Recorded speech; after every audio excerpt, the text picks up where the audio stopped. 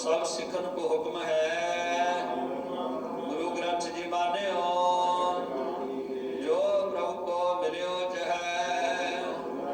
राज करेगा खालसा, वार हुए सा मिलेंगे। बोले सो निहाल। वाहिगुरु जी का खालसा, वाहिगुरु जी की फतेह।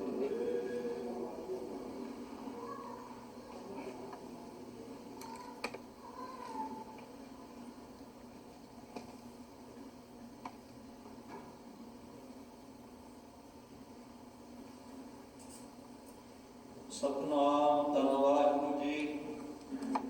दिलों मुहब्बत जिन से सटिया, जिन मन होर मुख होर से कांटे कचिया। रते इश्क खुदाए रंग दीदार के, विसरिया जिना नाम ते पोए भार छिए। आप लिए लड़ लाए दर दरवेश से, तिन धन जनेंदी माओ आए सफल से। परवदगार अपार अगम बेअंत तू, जिन्ना पछाता सच चुम्मा पैर मुँह। तेरी पनह खुदाए तू बख्शंदगी, शेख फरीद खैर दीजे बंदगी। जन गुरमुख नाम ते आया आए ते प्रवान। नानक कुल उधारें अपना, दरगह पावै मान। धन वाहिगुरु जी। सोरठ महला पंजवा। प्रभु की शरण सगल भय लाचे, दुख बिन से सुख पाया। दयाल हुआ पार ब्रह्म स्वामी, पूरा सतगुर ध्याया।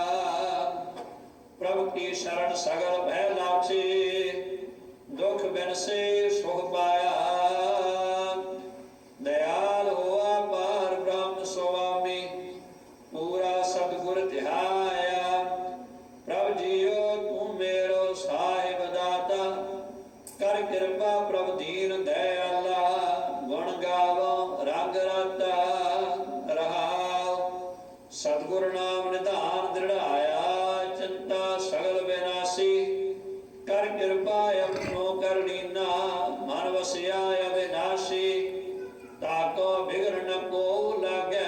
जो सतगुरु अपने राखे, चरण कमल बसे हृदय अंतर। अमृत हर रस चाखे, कर सेवा सेवक प्रभु अपने। जन मन की इच्छ पुजाई, नानक दास ताकै बलिहार।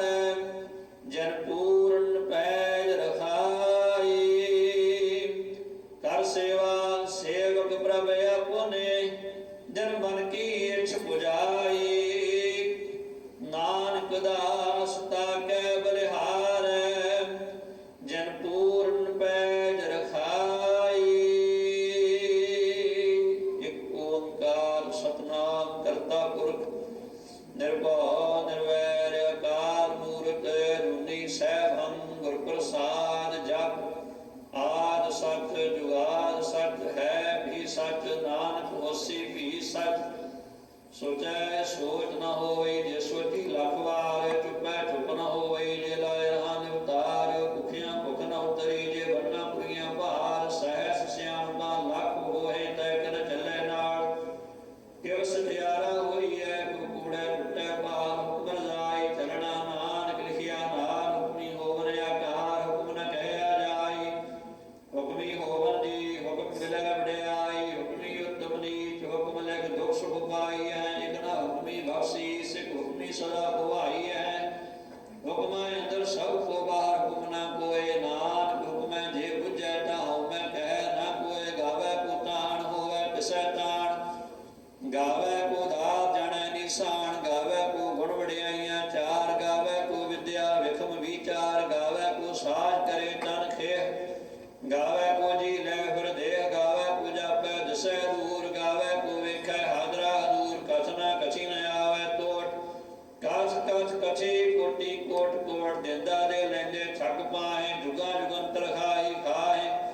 ਹੁਕਮੇ ਹੁਕਮ ਚਲਾਏ